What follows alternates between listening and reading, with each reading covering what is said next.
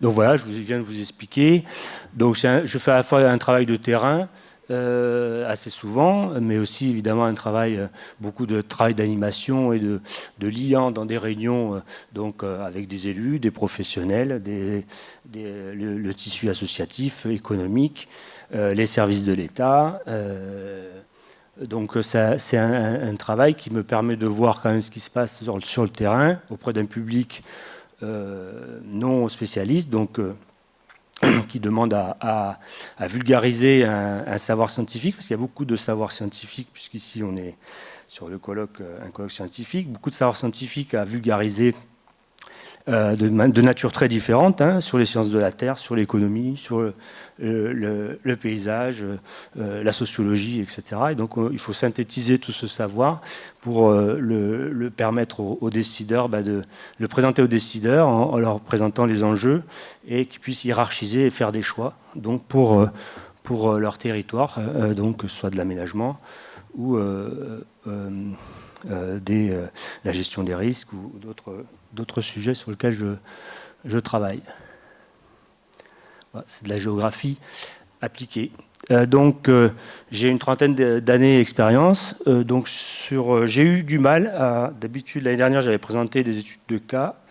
Cette année, c'est un signal faible quand même des difficultés qu'on a actuellement à parler de ces sujets. C'est que j'ai eu du mal à trouver des études de cas, à avoir l'autorisation de présenter certaines situations sur des territoires, notamment vis-à-vis de la problématique touristique, comme par exemple l'avenir des stations de ski ou des communes littorales.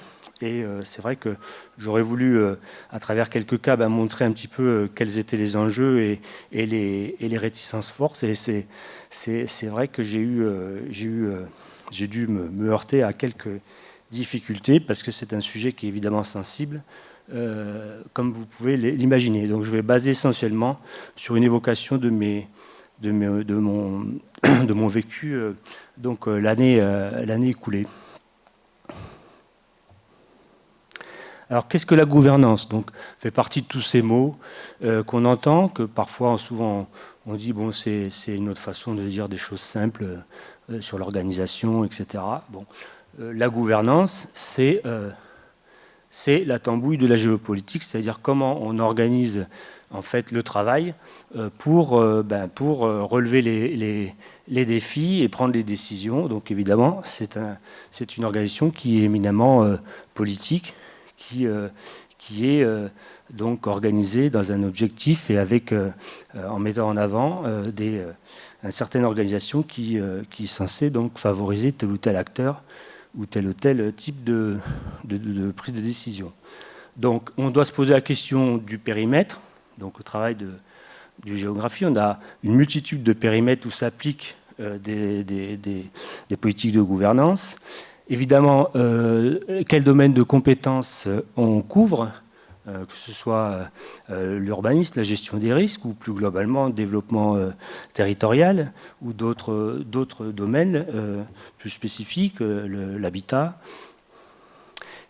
Donc évidemment, on doit savoir qui décide, qui finance, qui tranche en cas de désaccord, qui exécute. Voilà, je vais revenir. Et qui exécute. Donc voilà un petit peu l'organisation, la pondération du pouvoir qui caractérise donc une gouvernance territoriale. Donc les thématiques qui sont associées, donc vous avez ici dans un nuage de mots, je l'avais présenté l'année dernière aussi, ce nuage.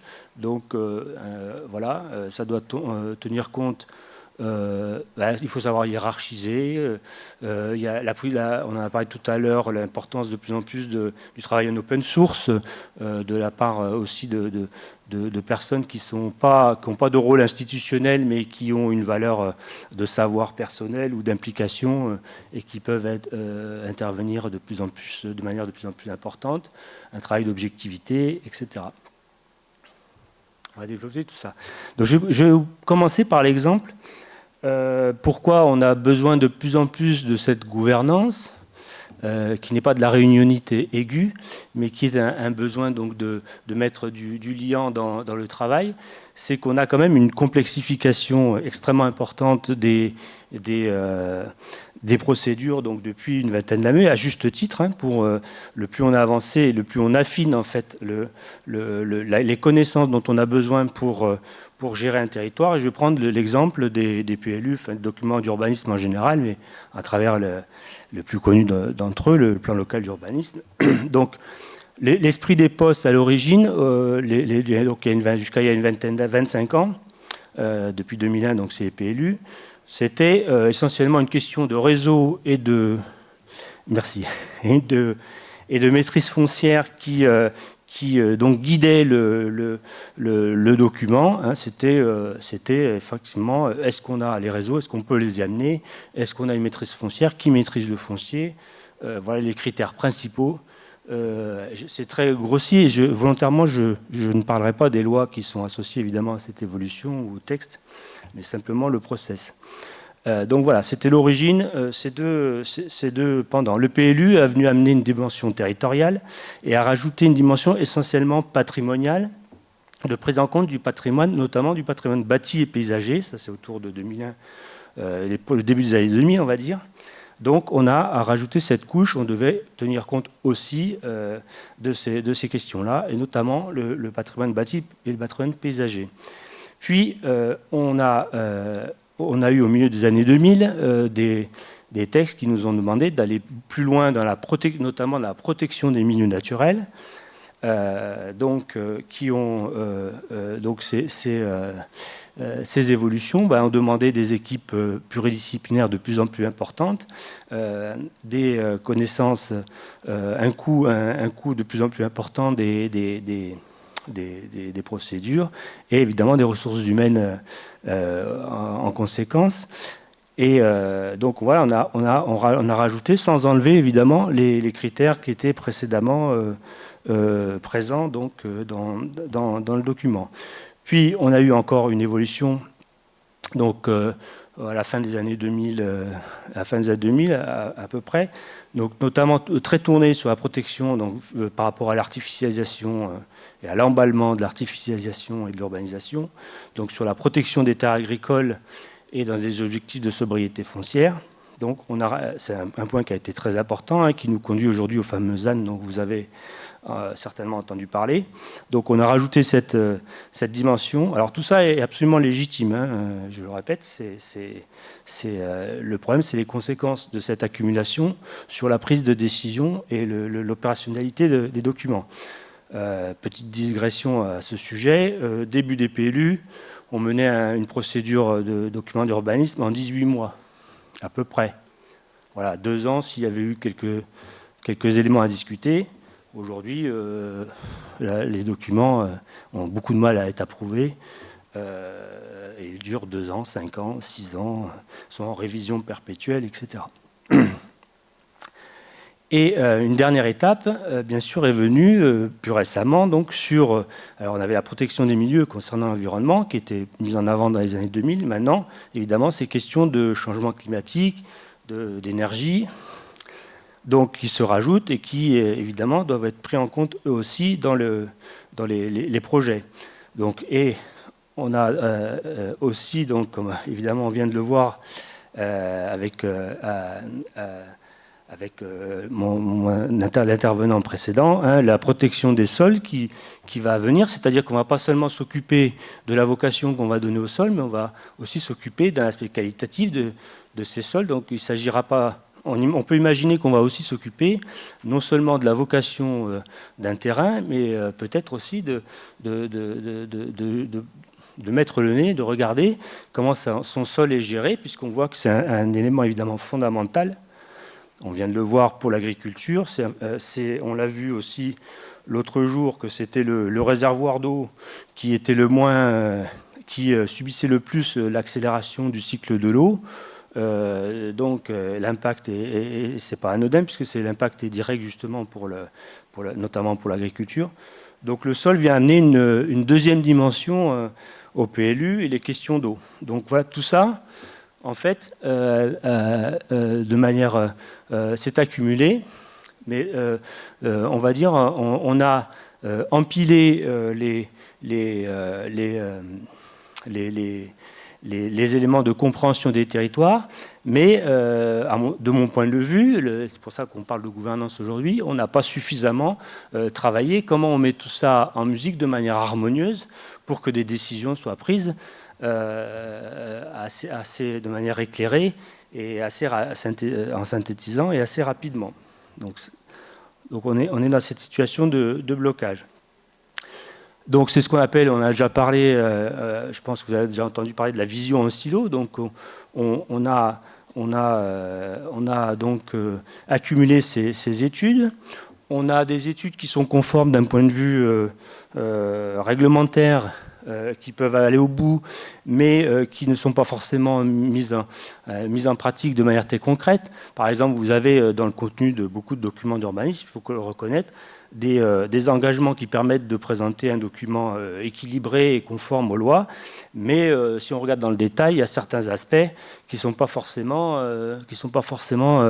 véritablement travaillés et qui aujourd'hui nous conduisent à des lacunes et des blocages. Donc la planification est rejetée à tel point qu'aujourd'hui on voit des communes qui mettent en avant leur absence de documents d'urbanisme comme un élément attractif pour les nouveaux habitants, en disant vous aurez pas chez nous vous n'aurez pas de contraintes, on ne va pas vous embêter avec un PLU. Donc dégoût pour la réglementation et son rôle de cadrage pour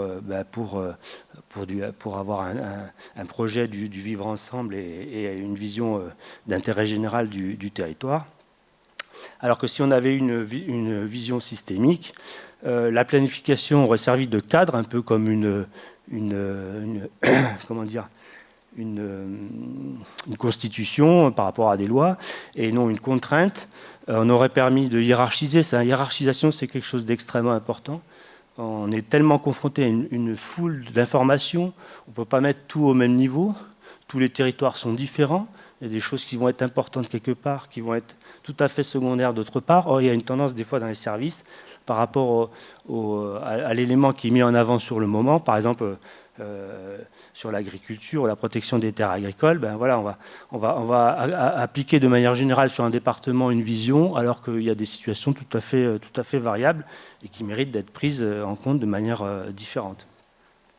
Donc, confrontation féconde entre théorie et réalité. Ça aussi, donc il y a la théorie, l'information scientifique, et puis les gens qui sont là sur le terrain et leurs besoins. Établir un jeu de pouvoir équilibré et avoir une culture de service qui soit favorable. C'est très important, c'est-à-dire qu'on peut avoir très bien les mêmes outils, le même organigramme entre deux structures, suivant on va dire l'état d'esprit et la mentalité, oui, la vision interne. On n'a pas du tout le même résultat sur le terrain en termes de dynamique de projet. Ça, l'aspect psychologique, l'aspect culture est extrêmement important et ne se voit pas dans les rapports ni dans les textes. Donc à terme, si les décisions se jouent donc entre deux pôles, si on n'arrive pas à faire tout ça, on a un simple rapport de force qui s'établit entre des personnes, des lobbies, des différents groupes d'intérêt, ou alors on arrive à une décision qui satisfait au maximum l'intérêt général à l'opposé. Or, donc pour la gouvernance, donc vous avez compris sur le principe, mais on va en reparler. C'est la concertation, la confrontation entre les différentes thématiques, la hiérarchisation, l'écoute des personnes qui sont non spécialistes. Or, on a actuellement, par rapport aux contraintes budgétaires, on a actuellement donc une tendance à supprimer des niveaux de concertation. Il y a des exemples très récents, comme le Conseil national de la montagne, qui apparemment n'était pas une structure vide d'intérêt, puisque les élus de l'ANEM, donc des élus de la montagne, ont regretté cette disparition. Donc il y a des menaces sur la politique de cohésion de l'Union européenne. Il y a des arbitrages que je dis complaisants pour ne pas mettre en difficulté une catégorie de population, une filière sur le terrain. On a les textes et puis on a des fois des arbitrages un petit peu complaisants. Donc c'est la tendance actuelle en fait qu'on ne se donne pas les moyens de mettre en œuvre cette gouvernance, et alors qu'on continue à avoir des exigences extrêmement élevées en termes de connaissances multithématiques sur les territoires. Une des lacunes qui nous conduisent à la situation de blocage aujourd'hui, je pense, c'est que sur le fameux triptyque donc, du développement durable, donc, dont on parle beaucoup moins maintenant, mais qui était donc en vogue sur le pôle environnement, économique et social. En fait, à l'initiative, de manière tout à fait compréhensible, c'est le pôle environnement qui a généré les réflexions sur le besoin de développement durable. Donc il a produit des exigences de connaissance des territoires sur les milieux naturels, sur la prise en compte de tous ces éléments. Et les arbitrages se sont faits essentiellement avec le pôle économique qui donc, évidemment, en fonction des activités qui étaient menées sur les espaces, donc ont été confrontés et ont dû discuter des modalités de la prise en compte de cet environnement.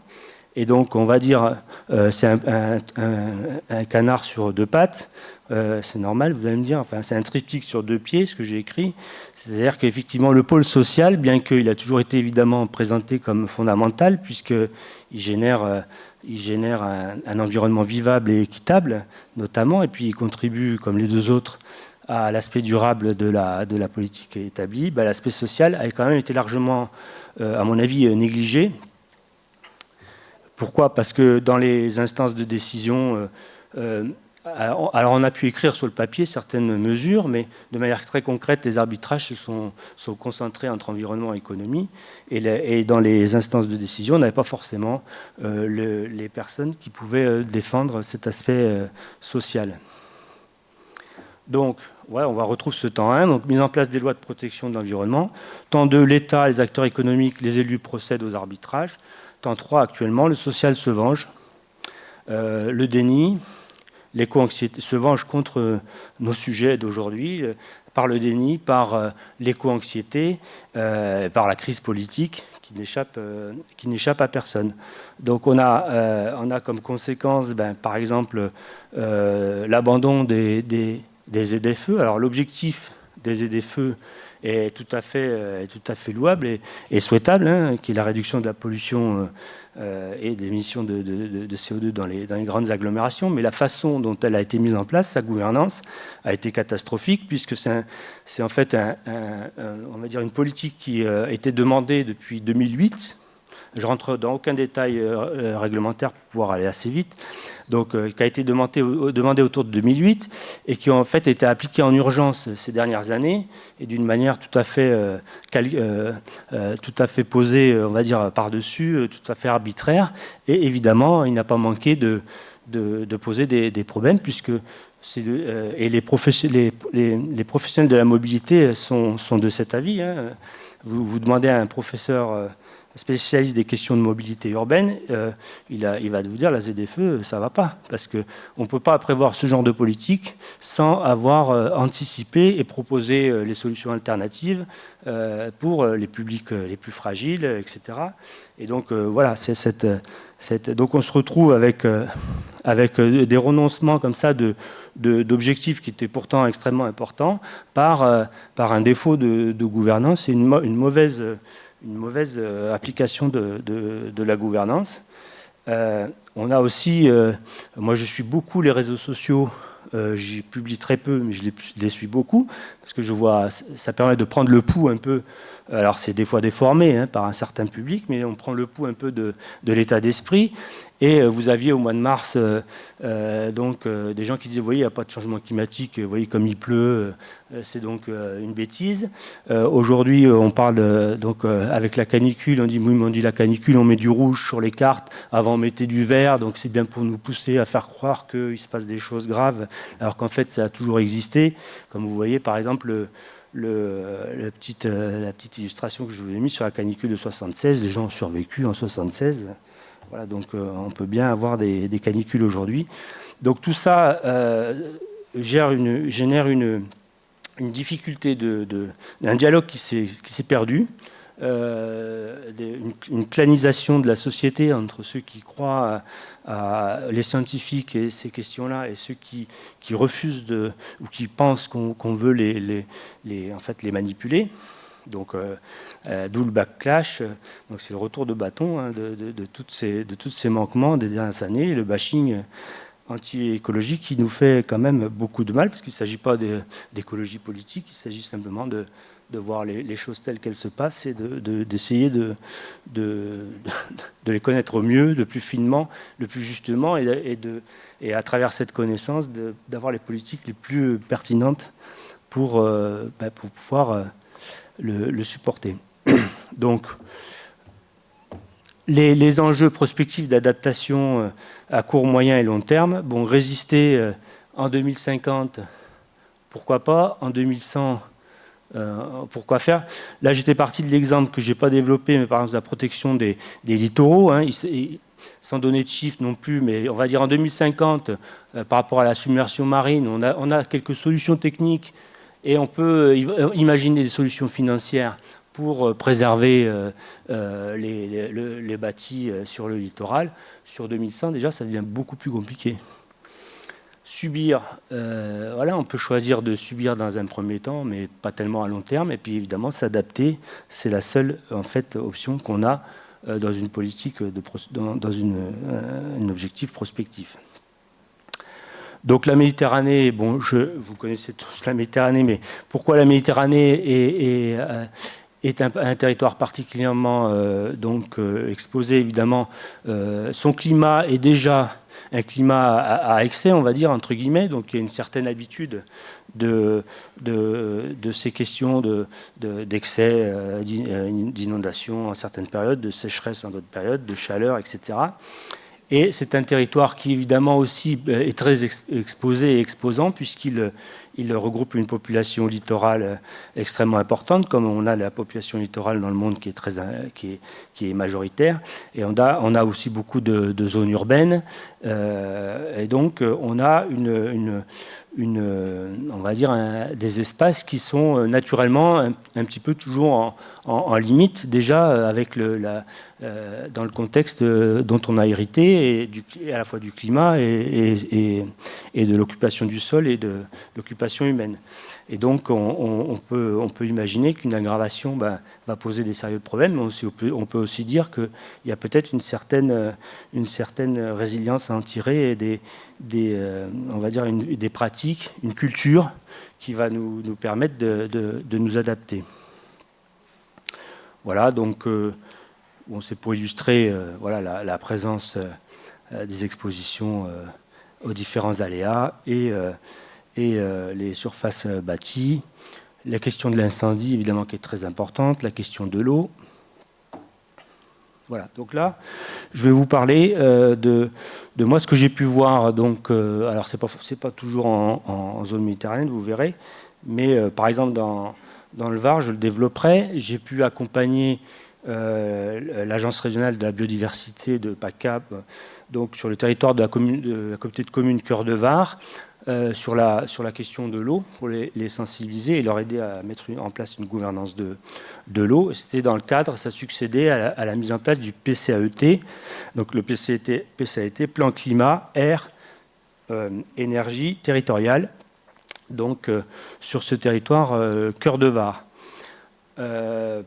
Pour parler du rôle de la science, il s'est avéré que dans cette discussion, les élus avaient des besoins de connaissance du réseau d'eau qui est de nature karstique. Et donc, ils avaient encore des lacunes dans la connaissance du fonctionnement de ce réseau hydrographique pour pouvoir prendre des décisions. Donc, on voit que les sciences de la Terre ont encore des choses à dire et des aides directes, on va dire, à apporter au territoire pour les aider à s'organiser.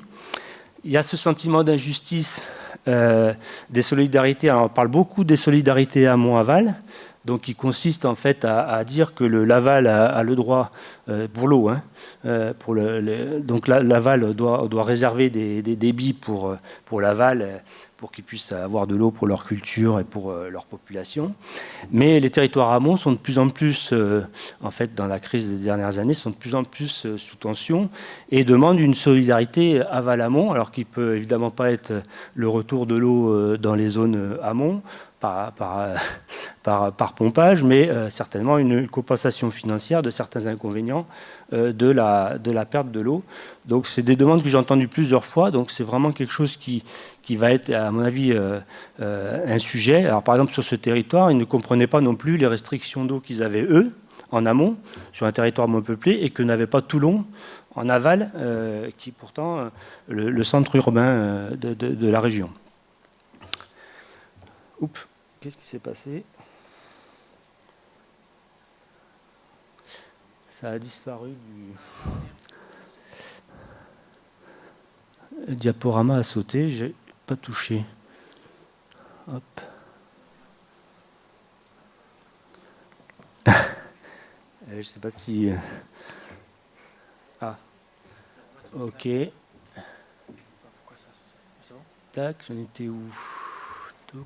Touk. Non.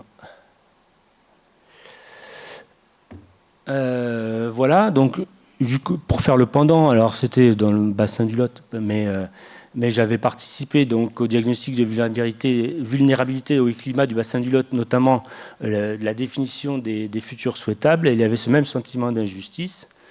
Et ce que je veux souligner, et je le souligne dans une autre étude aussi, c'est que des structures comme les EPTB, donc les établissements publics de bassin, qui ont été créés dans les 20 dernières années, permettent d'apporter un interlocuteur, un tiers, un petit peu assez technique, et ça permet de faire du lien entre, par exemple, la population, les agriculteurs et les services de l'État.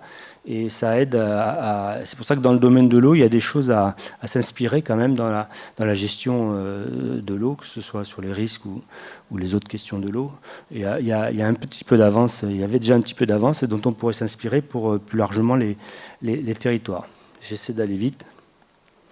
Je fais un petit focus quand même sur le PCAET Corps-de-Var, qui a bien marché. Alors je ne vais pas rentrer dans les détails, mais on va dire, à mon avis, il a bien fonctionné. Déjà, il y a une culture méditerranéenne, comme je parlais, et une culture du risque face aux excès climatiques qui est déjà très présente.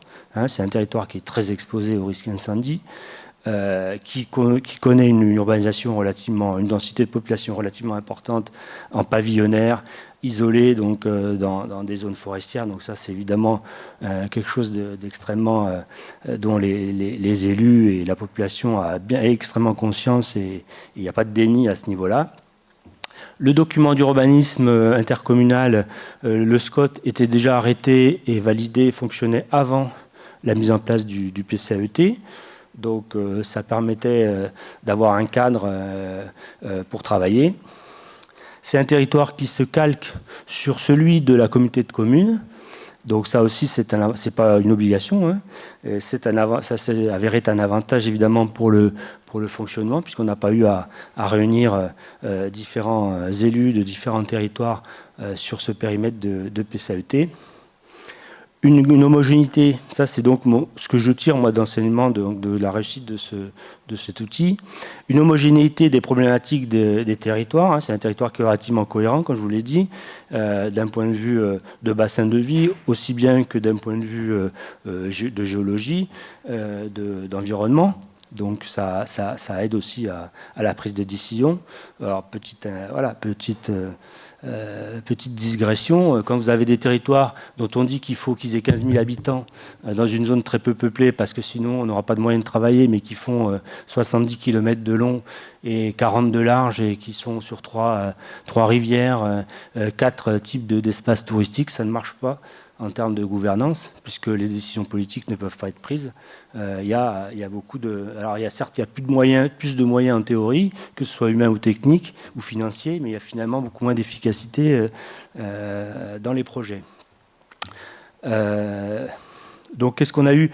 On a eu un accompagnement, un bon état d'esprit, on va dire, dans le fonctionnement entre la collectivité et les services de l'État en charge de l'application de ce PCAET, donc notamment avec la DDRM du Var. Même les militaires, qui pourtant n'ont pas de compte à rendre parfois quand ils ont des avis sur des projets territoriaux en disant non, nous on ne veut pas de ça parce que ça va nous empêcher de tel ou tel fonctionnement, qui ont bien coopéré sur l'aspect notamment implantation de parcs photovoltaïques, puisqu'il y a des problèmes d'éblouissement avec la LAT, il y a une base de la LAT, donc des hélicoptères de l'armée sur le territoire, donc les problèmes d'éblouissement par les parcs photovoltaïques. Et même la mission régionale d'autorité environnementale, qui elle a un rôle strictement régalien, ont coopéré et on va dire ont mis de l'huile un petit peu dans leur rapport pour que ça se passe bien. Il y a eu, à mon avis, un excellent pilotage technique, et là on soulignera jamais assez l'importance des agents dans les collectivités qui pilotent et qui sont en charge d'animer ces travaux, leur qualité de relation humaine, leur professionnalisme, mais aussi leur discrétion, puisque il s'agit pas de...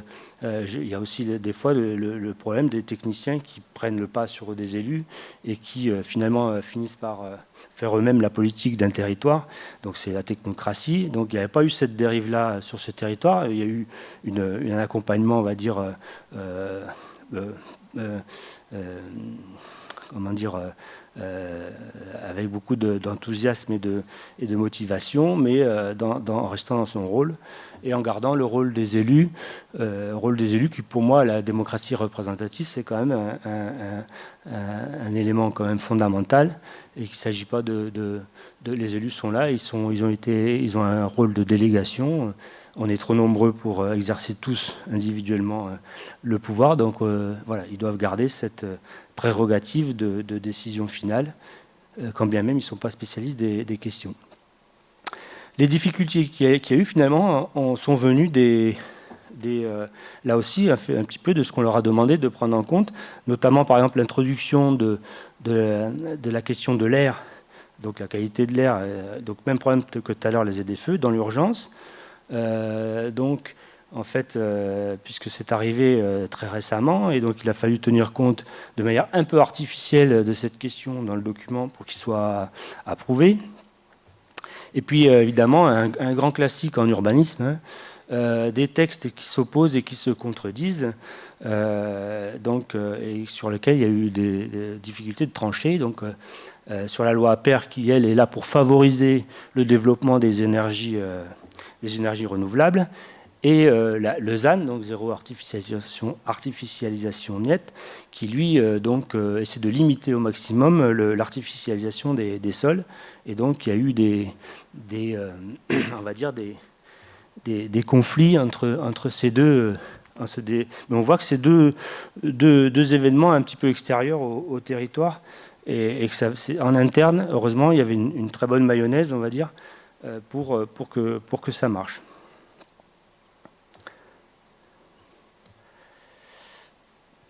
Alors, un autre exemple, donc je vais comme ça succéder, ça fait un peu catalogue, mais j'en excuse, mais voilà. Un autre exemple de ce que j'ai en projet cette année, qui va, à mon avis, être intéressant pour nos questions d'adaptation au changement climatique, c'est l'évolution des vocations de syndicats mixtes.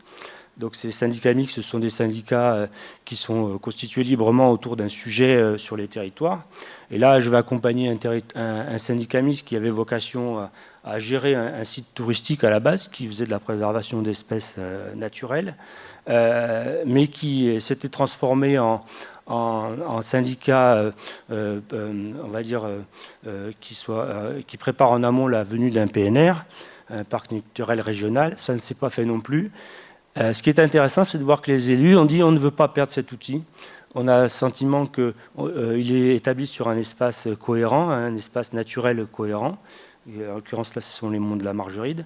Et on veut le faire évoluer quand même, le conserver et certainement le faire évoluer. Alors, le territoire est particulièrement forestier, par exemple. Voilà, donc ils veulent garder cet outil au regard des enjeux d'aujourd'hui. Donc, je trouve ça assez intéressant de travailler comme ça, de réinventer la vocation d'un syndicat mixte. Et ce que je trouve particulièrement intéressant, c'est la conscience des élus de ce territoire de ne pas abandonner cet outil intercommunal pour pouvoir porter des projets sur un espace qui leur semble cohérent, qui est un massif granitique. Voilà. Alors, j'ai aussi donc cette année travaillé sur une étude petite crue, alors sur le bassin de la Saône. Alors ce qui était intéressant de souligner, c'est qu'il s'agissait de permettre l'activité agricole en zone inondable, ce qui en soi n'est pas forcément un problème, mais d'adapter, de discuter sur l'adaptation des règlements des PPR inondations par rapport à ces zones inondables, et donc pour on va dire qu'ils puissent continuer à exploiter, que ce soit valable d'exploiter. Et c'était aussi dans l'intérêt des milieux naturels, de la conservation de certains milieux naturels, puisque s'il y avait abandon, il y avait perte de biodiversité. Enfin bon, bref, il y a beaucoup d'enjeux autour de cette question. Et là, ce qui a été intéressant pour nous, c'est qu'il s'agissait donc surtout de les protéger des petites crues. Donc tout à l'heure, on a parlé Q2, Q5, Q10, donc des crues qui, à occurrence 2 ans, 5 ans ou 10 ans, donc qui sont susceptibles de gêner plus régulièrement l'activité agricole. Donc ce n'est pas des crues sur lesquelles on a l'habitude de travailler, par exemple sur les PPR. On travaille sur les crues les plus importantes, la centenale, ou des crues de référence historiques importantes. Donc là, les petites crues, ce qui est intéressant, c'est qu'on travaille sur vraiment le quotidien de l'agriculteur. On doit adapter au quotidien. Donc ça, pour ça, la science nous a aidés, par exemple, avec les données LIDAR, donc les données télémétriques laser très très fines et qui nous permettent de faire un inventaire extrêmement fin des zones inondables et des micro-reliefs, donc pour repérer les points hauts et les points bas, ce qui n'était pas toujours possible avant. Et donc, malgré tout, on a eu quand même des problèmes d'incompréhension, c'est-à-dire que de la part de certains services, il a été compliqué de remettre en question, même de manière marginale, certaines dispositions du PPR. Et on n'a pas trouvé d'exemple de benchmark sur le territoire national. Moi, j'avais proposé d'aller chercher à l'étranger, même si c'était un autre cadre réglementaire. Ça n'a pas été accepté parce que c'était un autre cadre réglementaire, mais moi je trouvais que c'était intéressant de voir ce qui pouvait se faire dans d'autres pays dans la même configuration pour au moins avoir une référence. Voilà, là aussi, un élément du succès quand même du dialogue qui a continué et qui va continuer, c'est l'établissement de bassins versants. Donc il apporte ce lien, c'est la référence technique, les élus le connaissent, il est implanté sur le territoire, il n'a pas de dimension politique ou il n'a pas de dimension étatique, et donc il a la confiance quand même des territoires et des élus. Et c'est important parce que si on n'avait pas eu cet outil, si c'était un dialogue entre un bureau d'études, les services de l'État, les chambres d'agriculture et les agriculteurs, il nous aurait manqué un tiers un petit peu légitime pour accompagner la démarche. Voilà. Alors, ce que je peux voir aussi dans le diagnostic que je pratique aussi, c'est la chose la plus de terrain que je fais, c'est de faire des diagnostics inondation, c'est-à-dire on va dans les entreprises, on va dans les habitations, c'est assez intrusif d'ailleurs, et on essaie d'évaluer comment un lieu de vie ou un espace, un lieu de production est exposé à un risque d'inondation.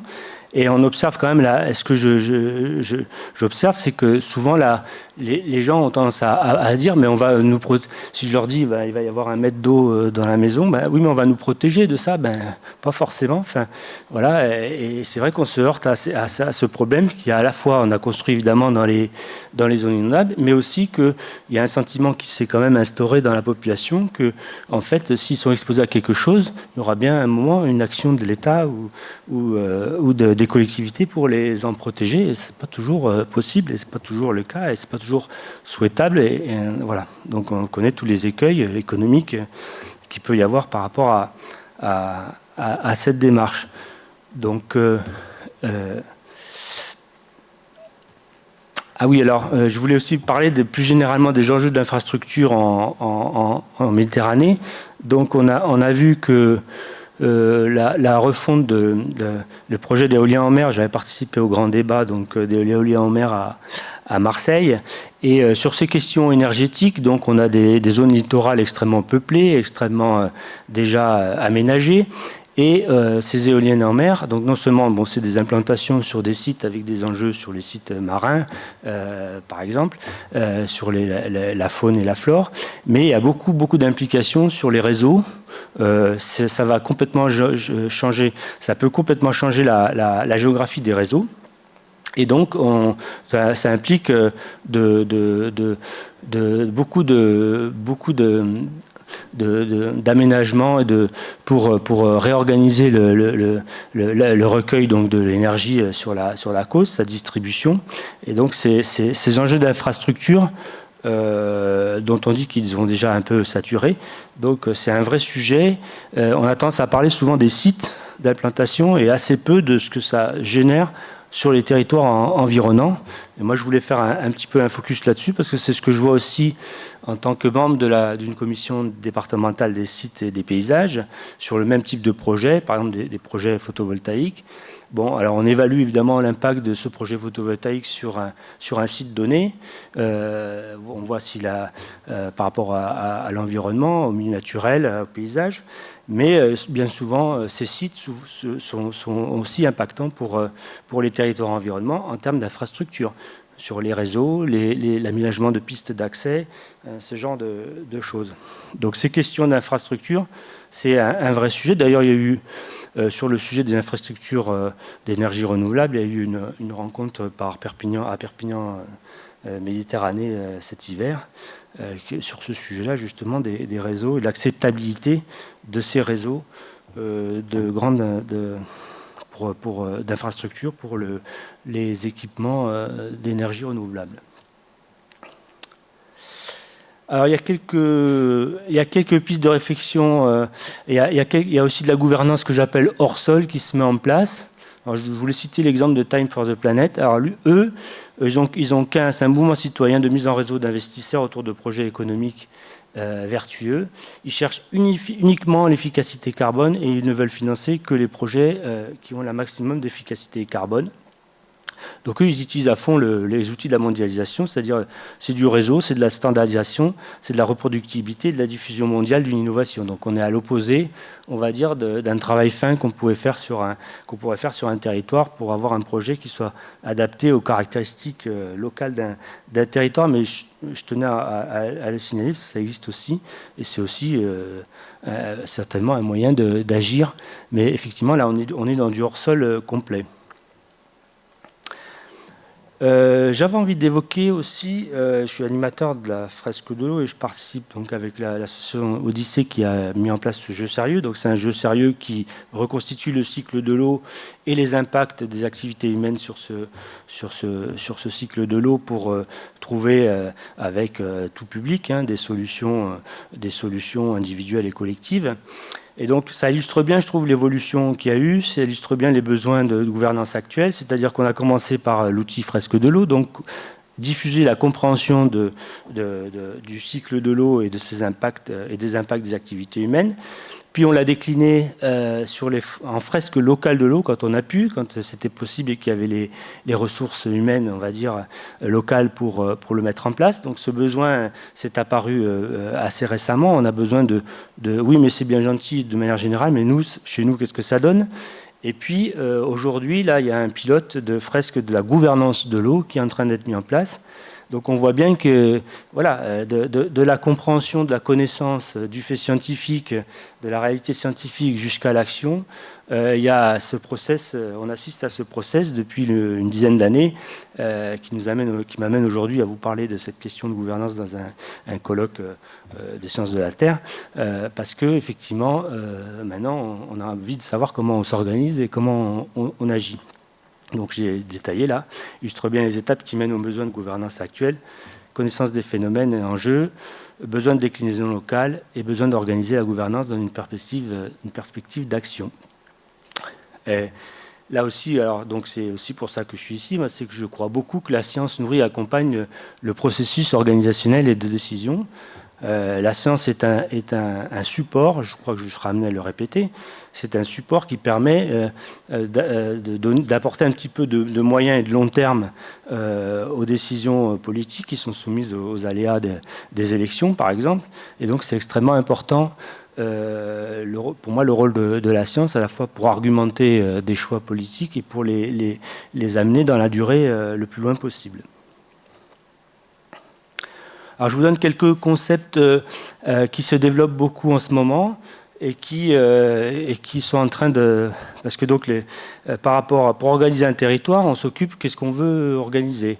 Donc, par exemple, si on réfléchit à des questions d'urbanisme, on va se baser sur un bassin de vie prioritairement, par exemple, puisque c'est le bassin de vie qui va dire comment on veut organiser les différentes occupations du sol et les besoins économiques et d'habitat, etc.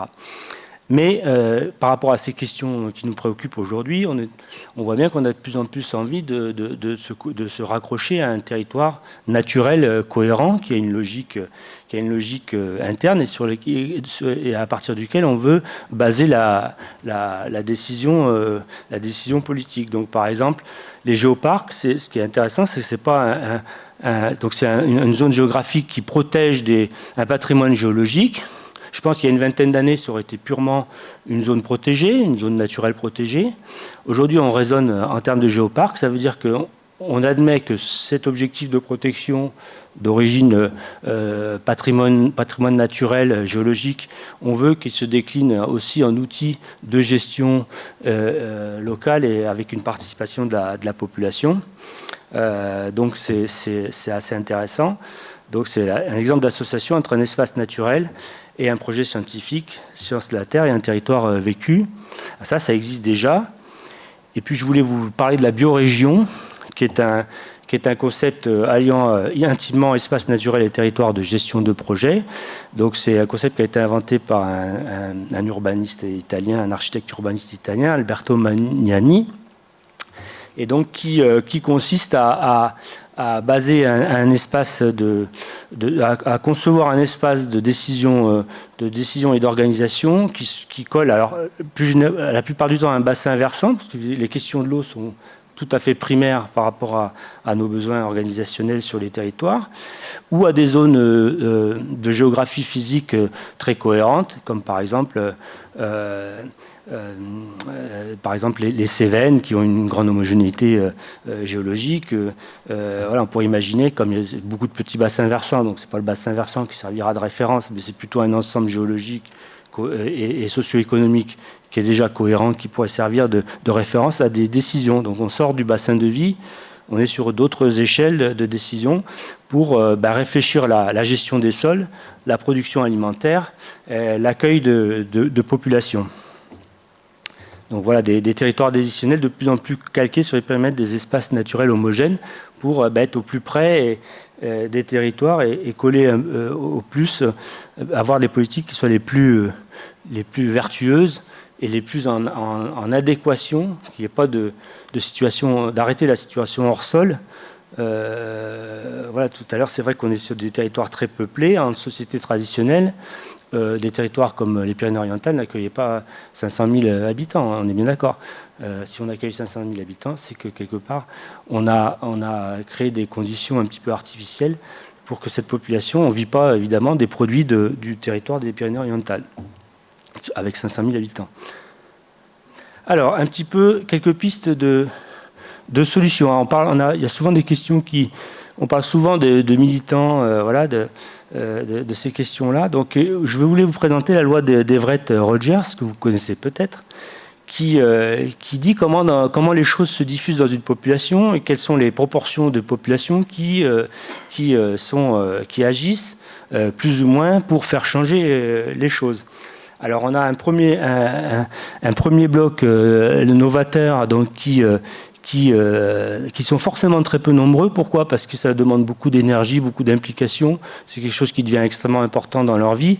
Donc, eux, ils sont à l'initiative, mais ils ne sont jamais très nombreux.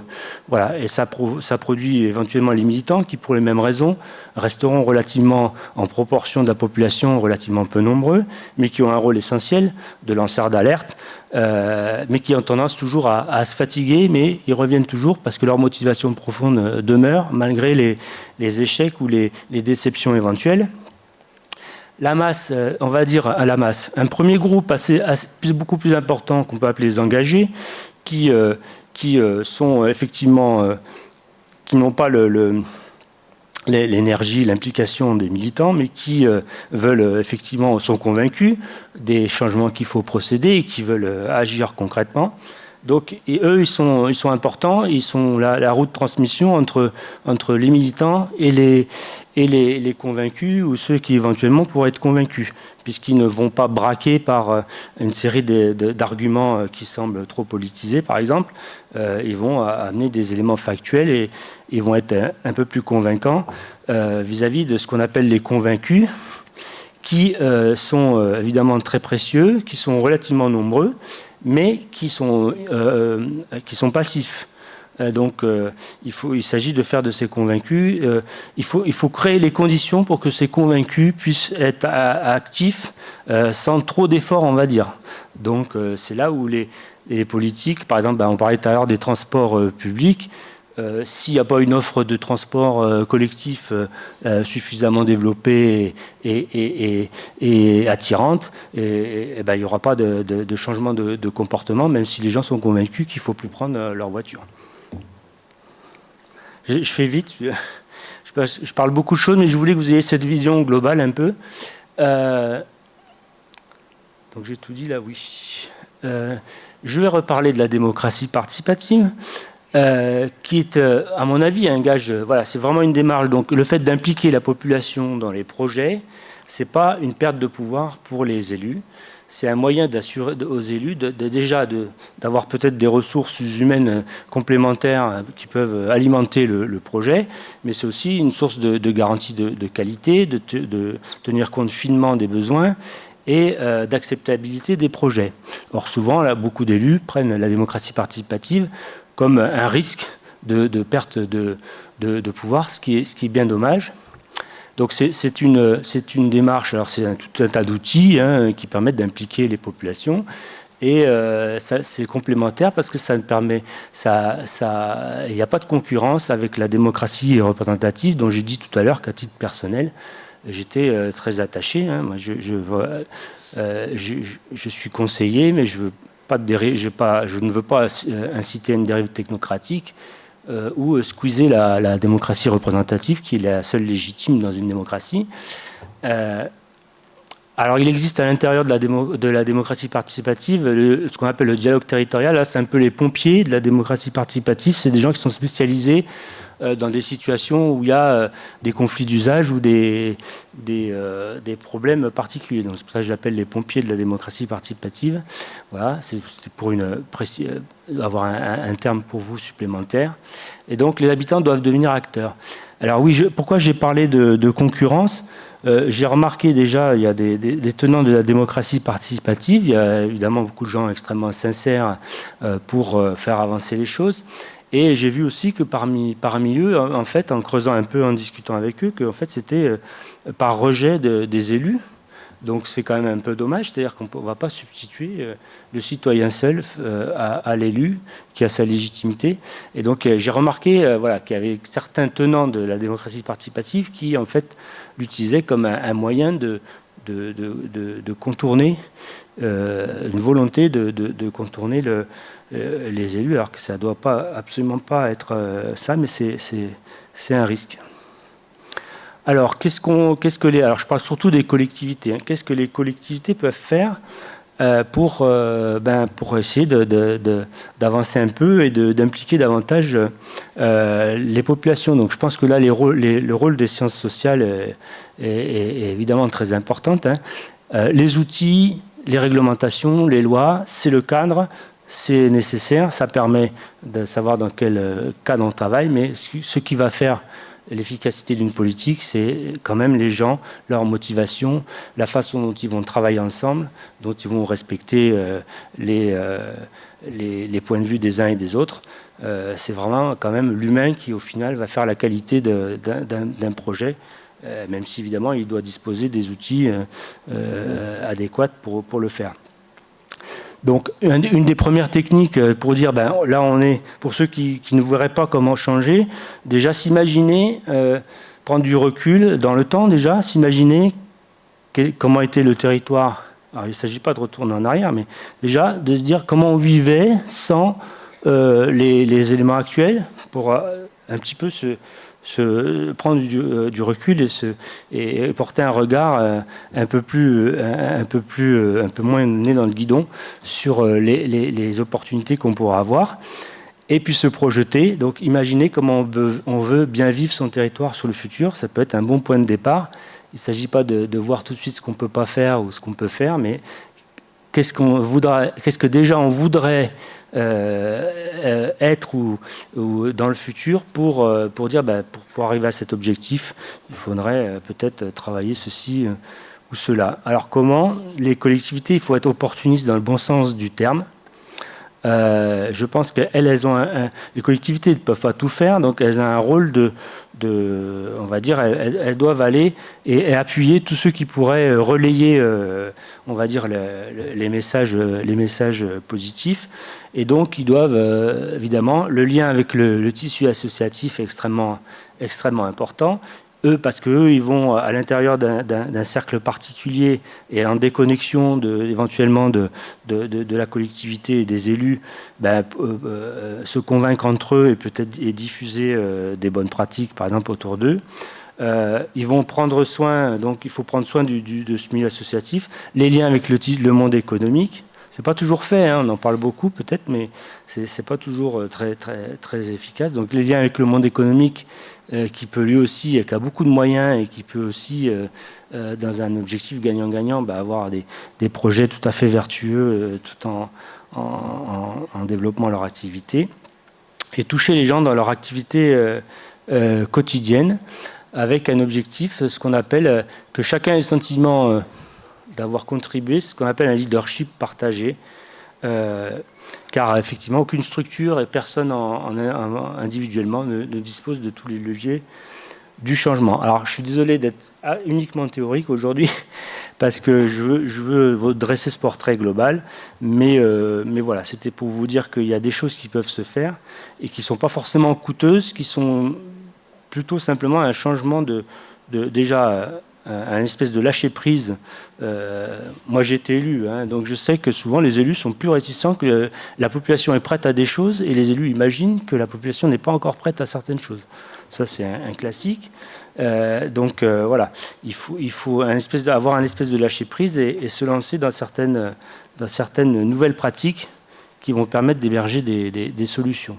Parce qu'il est plus possible, par exemple, j'ai pris l'exemple d'un projet, aujourd'hui un projet d'aménagement par exemple, qui ne parlerait que de l'aménagement du génie civil, on va dire, de la manière dont on va, des matériaux, etc., pour aménager une rue ou un espace public, c'est pas possible parce que il y a trop d'implications, la population est quand même concernée, elle a aussi des biens, il n'y a pas que la collectivité qui n'est pas propriétaire de la rue, il y a aussi les gens, les riverains, ils sont aussi un intérêt à ce que la rue soit aménagée de manière correcte. Et donc, il faut effectivement qu'on élargisse ces projets d'aménagement et qu'on tienne compte aussi des questions de santé, qu'on implique les CCAS, donc les centres communaux d'action sociale, qu'on implique différentes personnes pour que, on va dire, l'organisme quartier puisse accepter et digérer un projet d'aménagement qui donc ne peut pas se résumer à un projet purement technique et de béton. Voilà. Merci Guillaume. Merci Guillaume.